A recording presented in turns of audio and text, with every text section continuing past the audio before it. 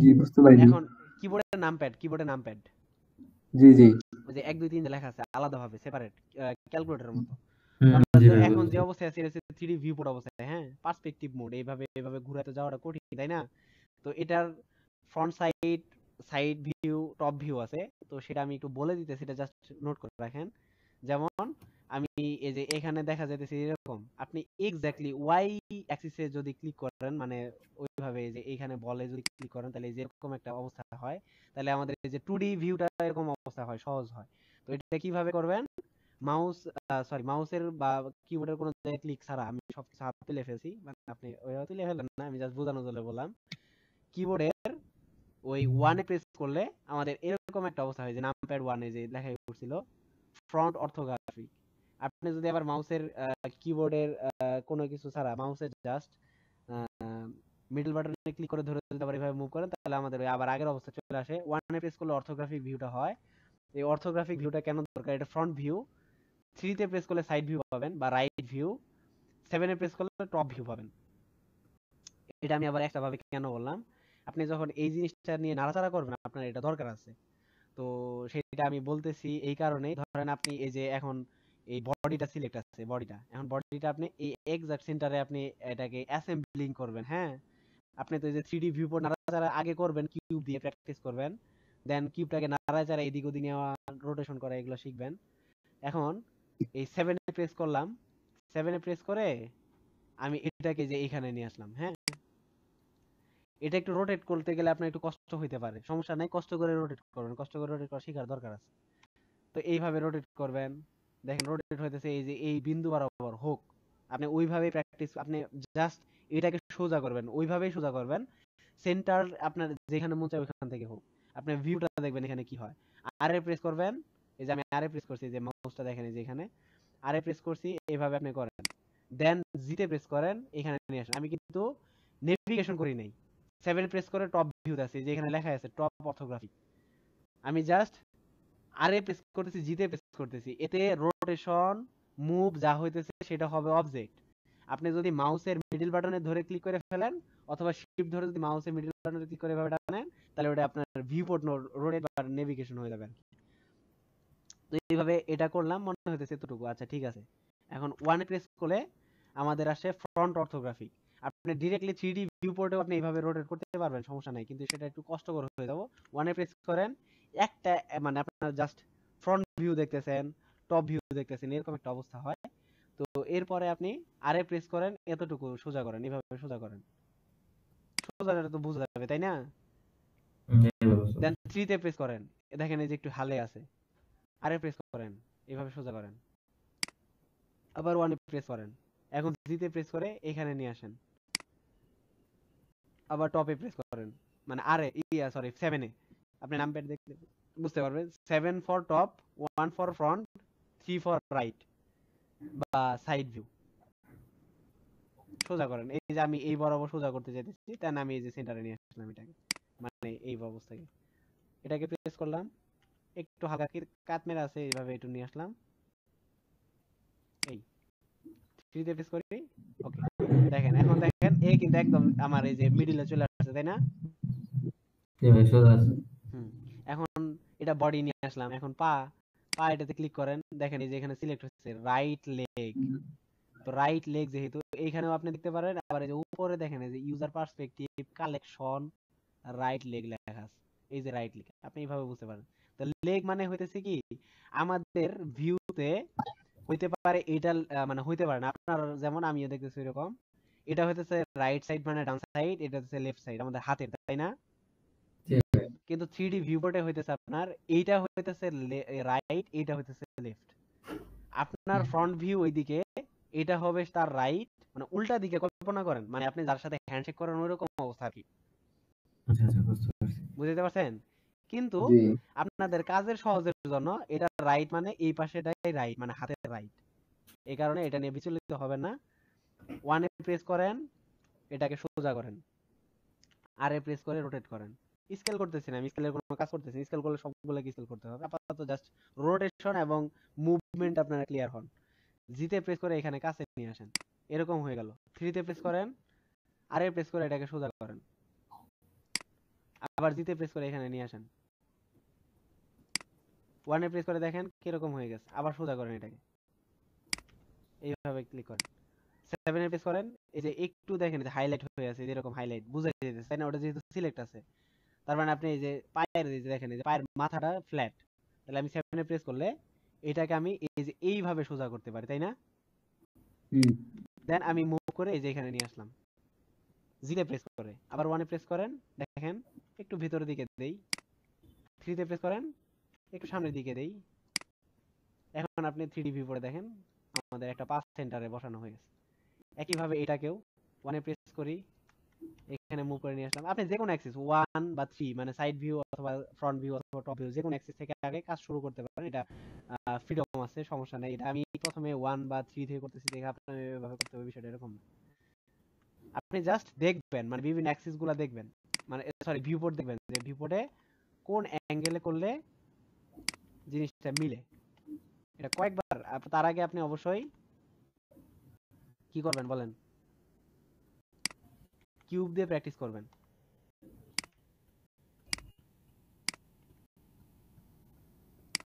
এই হলো অবস্থা। এখন পা যেহেতু আমি দুইটা সেম পা, এই কারণে লেফট রাইট আপনি মেইনটেইন করতে পারলে ভালো। আমি এটা উল্টা করছি যে এই পাশে লেফট দিছি, ওই পাশে রাইট দিছি, যেটা যেভাবে ছিল ওই পাশে আমি বসাইছি। নতুন অবস্থাতে সমস্যা নাই, কিন্তু লেফট মেইনটেইন করতে গেলে আপনার হাতে যেটা লেফট ওটা হইতেছে রাইট, কারণ আপনি ফ্রন্ট ভিউতে দেখতেছেন। যদি এই ভিউতে দেখেন, দেখেন এটা তো তার লেফট হয়ে গেছে, কিন্তু অ্যাকচুয়ালি তো এটা তার রাইট হওয়ার কথা।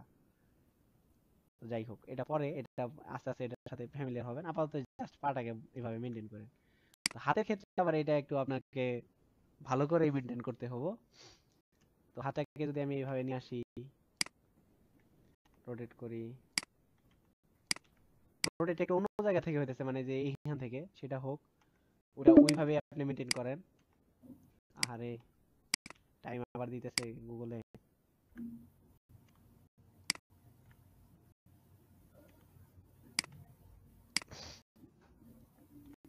দেখছেন এখানে আপনি ভিতরে ঢুকে যাইতেছে বা এরকম একটা অবস্থা হোক, সমস্যা নাই। আপনি হালকা করে একটু রোটেট করেন, এটাকেও একটু রোটেট করেন এইভাবে, মানে যেভাবে আপনার সুবিধা হয় আপনি বসান। একটু কষ্ট হবে প্রথম অবস্থাতে, আমি যত ইজি ভাবে করতেছি যে ভাই তো খুব ইজি করলো, হ্যাঁ, আমার তো কষ্ট হয়ে যাবে অনেক। কষ্ট হোক, এইটা প্রথম দিকে একটু কষ্ট হলেও আপনি যদি কষ্ট করে এই জিনিসটা মিলাইতে পারেন, এটা কিভাবে মিলাবেন আমি বলে দিতেছি। এই যে আমার একটা রেফারেন্স আছে, এই যে রেফারেন্স আছে না, জি ভাই। এই রেফারেন্সটা দেখবেন আর মিলাবেন, দেখবেন আর মিলাবেন, মোবাইলে হয়তো ওপেন করে রাখবেন। নেক্সট আমি কিভাবে রেফারেন্স অন্য স্ক্রিনে পপ আপ হিসেবে রাখতে হয় ওটা আমি পরে পরিচিতি করাবো, আজকে আর ওই টুলটা আমি না দেখাই। তো প্রথমে আপনি ফোনে নিয়ে নিবেন, সমস্যা নেই, ফোনে নিয়ে ওইভাবে ব্যালেন্স করবেন।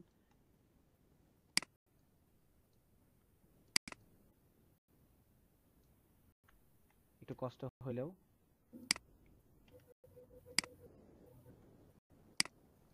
এখানে আর প্লাস জি বাধ্যতামূলক না? হ্যাঁ আর আর জি, আমি আর স্কেলে কোনো কাজ করতেছি না যেহেতু মুভমেন্ট করতেছি। আর 3D ভিউপোর্ট ঘোরানোর জন্য just middle button. Middle button, জি ভাই বুঝতে পারছি।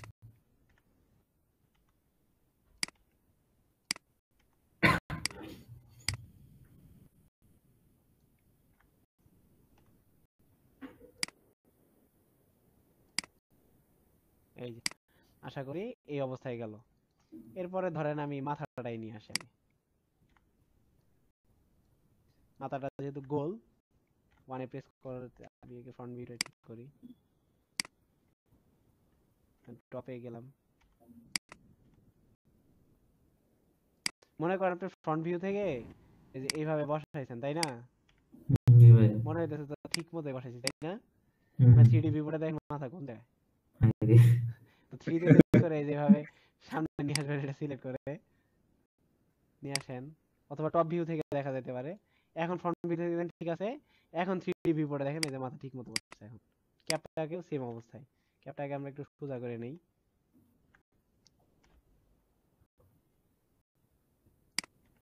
তো এই দেখেন সাইড ভিউ থেকে বসেছি, মনে হচ্ছে না ঠিকঠাক মতোই বসছে। জি ভাই। এই যে আপনি 3D ভিউটা দেখেন কি অবস্থা। এই যে ফ্রন্ট ভিউ থেকে, ইলিউশন। ফ্রন্ট ভিউ থেকে যে আবার এভাবে ঠিক মতো বসাইতে হবে, ফ্রন্ট ভিউ অথবা টপ ভিউ। বসানোর পর এখন ঘুরায় দেখেন, এখন ঠিক আছে, দেখছেন? জি। দেন এখানে যে চোখ আছে, নাক আছে, এটা আই, আইটাকে এইভাবে নিয়ে যান, আইটাকে একটু রোটেট করেন, এই যে একটু বাইরে নেন, কই গেল এটা, এই যাই এই যাই, আর এইটার যেহেতু বলটা সামনের দিকে থাকবে, এটা ভালো করে একটু আপনার প্রথম থেকে একটু কষ্ট হইলেও আপনারা এটা কষ্ট করে করেন, সহজ প্রসেসটা নেক্সটে দেখাবো আমি, আজকেই দেখানো যাবে না। তখন আজকে আমাদের কষ্ট করতে হবে। কষ্ট করতে হবে, এটা নেভিগেশনটা ইজি হওয়ার জন্য। তো এইভাবে আপনি ঘুরায় ঘুরায় এইভাবে বসাইলেন, যতটুকু আপনি ক্লোজ যাইতে পারেন, এই যে রেফারেন্সের, এই যে এখানে রেফারেন্স দেওয়া আছে, হুবহু কিন্তু এরকমই করতে হবে আপনাদের। আর আর শর্টকাট ছিল ভাইয়া ই করা যাবে না, ওই আপনি যে ওই টুল দিয়ে করা যাবে না? কোটুল এই যেটা, হ্যাঁ হ্যাঁ। হ্যাঁ টুল দিয়ে করতে পারেন, সমস্যা নাই, কিন্তু শর্টকাটের সাথে অভ্যস্ত হবেন, সেক্ষেত্রে আপনার পরবর্তীতে সুবিধা পাবেন। এই যে আপনার টুলে যে ক্লিক করলে যে টুলের যে আপনার গিজমো ওপেন হবে, এরকম আপনি টুল দিয়ে করতে পারবেন, সমস্যা নেই, ওটা প্রবলেম নাই। কিন্তু আপনার মূলত হচ্ছে কি প্র্যাকটিসটা করা। আমি এই ফাইলটা আমি আপনাদের ডিসকর্ড আমার যে ইয়েতে, আমি যেহেতু নতুন আছেন, এই সৌরভ ভাই আমার ওই ডিসকর্ডে হয়তো অ্যাড হয় নাই, আমি ডিসকর্ডে ফাইলটা দিয়ে রাখবো, এবং একই সাথে আপনাদের ব্লেন্ড ফাইল, মানে ব্লেন্ড ফাইলটা কেমন আমি যদি মনে করেন এটা কাটিয়ে দিতেছি, হ্যাঁ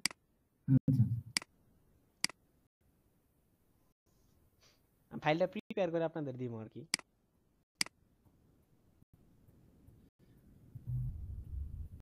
যাতে কষ্ট না হয়।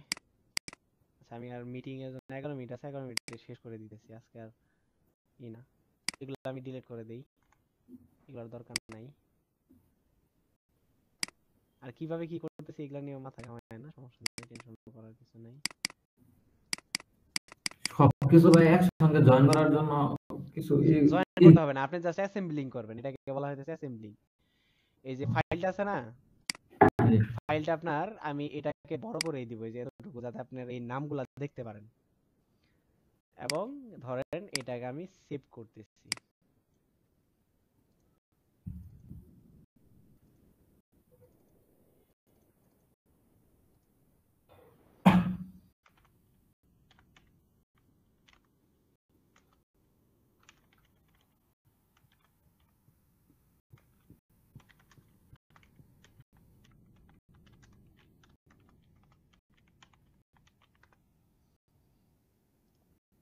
ধরেন আমি এই নামে সেভ করছি যে puzzle class 1 for navigation practice, okay.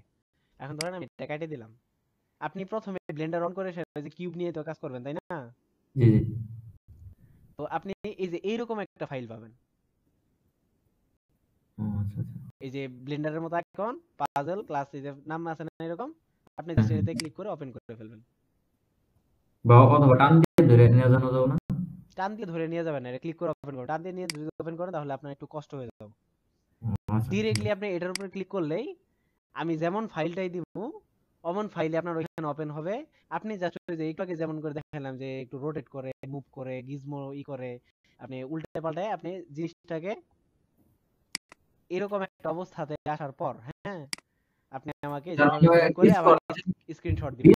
Discord থেকে ডাবল ক্লিক করলে সরাসরি ইয়ে নিয়ে যাবো। ডিসকর্ড থেকে ডাউনলোড করবেন, ওইখান থেকে ডাউনলোড হবে, ওইখানে ফাইলটা আমি দিয়ে দিব, আপনি ডাউনলোড করতে পারবেন ওইখান থেকে। আমি আপনাদের ইয়া আপনার ওই কি বলে হোয়াটসঅ্যাপে দিয়ে দিবনি, আচ্ছা ঠিক। সৌরভ ভাইকে আমি মেসেঞ্জারে দিয়ে দিবনি, ভাইয়ের সাথে হোয়াটসঅ্যাপে কানেক্ট আছে, হোয়াটসঅ্যাপে দিবনি। আর ডিসকর্ডের লিংকটা আমি পরে ভাইয়ের সাথে শেয়ার করতেছি, আমি ভাই আপনি ওখানে জয়েন হয়ে যায় তাহলেই হবে। আচ্ছা আচ্ছা ঠিক আছে। তাহলে আজকে এই পর্যন্ত থাকুক, বুঝতে পারছেন তো? আর আশা করি কোনো সমস্যা হবে না, যদি হয় আমি তো আছি। আচ্ছা আচ্ছা। আগামী মঙ্গল বুধবার, মঙ্গলবার যদি ফ্রি থাকি তাহলে মঙ্গলবার ক্লাস নিব এবং বুধবারও দেখাই দেবনি। আর তা না হলে এই যে আজকে এবারের মতো একটু ব্যস্ততায় যাইতেছে, আজকেও খুবই মোটামুটি বলা যায় ব্যস্তই যাব দিনটা, তো তারপর ক্লাসটা নিলাম আর কি। তো মঙ্গল বুধটা মোটামুটি একটু ফ্রি থাকি, ওই ক্ষেত্রে আমি আপনাদের 2-3টা দিনই নিব, আর বাকি দিনগুলো আপনারা প্র্যাকটিস করবেন। পারত পক্ষে একদিনই নেওয়া লাগবে, কারণ আপনাদের প্র্যাকটিস করা দরকার আছে, ফাইল থাকবে অনেক, কাজ করা লাগবে, প্র্যাকটিস করতে হবে প্রচুর, কারণ আপনার এখানে ইউজার ফ্রেন্ডলি হওয়াটা হচ্ছে সব থেকে জরুরি, তাই না? জি ভাই বুঝতে পারছি। তো এই হচ্ছে বিষয়। তো আজকে এই পর্যন্ত থাকুক, আমি রেকর্ডটা বন্ধ করে দিতেছি, কিছুক্ষণের মধ্যে আমি রেকর্ডটা আপনাদেরকে দিয়ে দিব আর কি, আপলোড করে।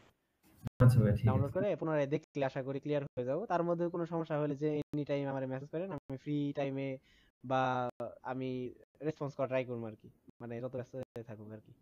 আচ্ছা ভাই, ঠিক আছে। আচ্ছা, রেকর্ডটা বন্ধ করলাম।